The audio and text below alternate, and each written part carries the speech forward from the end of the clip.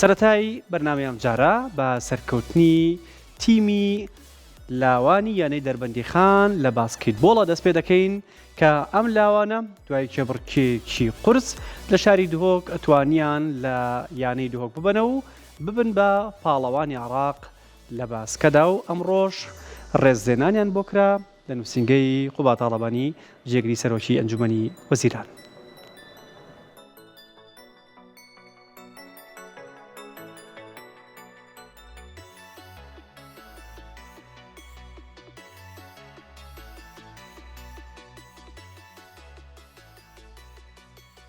دوای ئەو ئەنجامە گەورەی کە لە خولی باسکەی لاوانی یانەکانی عێراق بەدەستی هێنا و نازناوی خولەکەیان بردەوە،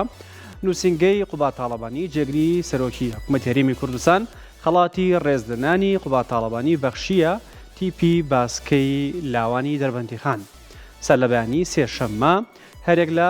بەڕێز عەتا محەممەد بەرپرسی نووسینگەی جێگری سەرۆکی حکوومەتی هەرێمی کوردستان و هێمداد عەلی ڕاوێژکاری وەرزشی جێگری سەرۆکی حکوومەت بە پێشکەشکردنی چەپکە گوڵ پێشوازیان کرد لە شاندی تیپی باسکەی لاوانی یانەی وەرزشی دەربەندیخان. لە دانیشتنێکدا نووسینگەی جێگری سەرۆکی حکوومەت پیرۆزبایی بەڕێز قوبا تاڵەبانیان گەیاندا بەرپرسان و سەرپەرشتیارانی تیمەکە و پێیان ڕاگەیاندن کە هەموو کات جێگری سەرۆکی حکوومەتی هەرێمی کوردستان بواری وەرزشی بەلاوە گرنگە و پاڵپشت و پشتگیریان دەکات. دواتر سەرپەرشتیاران و دەستەی ڕاهێنەرانی تیمەکە سوپاسی هەموو هاوکاریەکانی قوبا تاڵەبانیان کرد کە بەردەوام خەمخۆری وەرزش و وەرزشکارانی کوردستانە. بۆ بیرهێنانەوە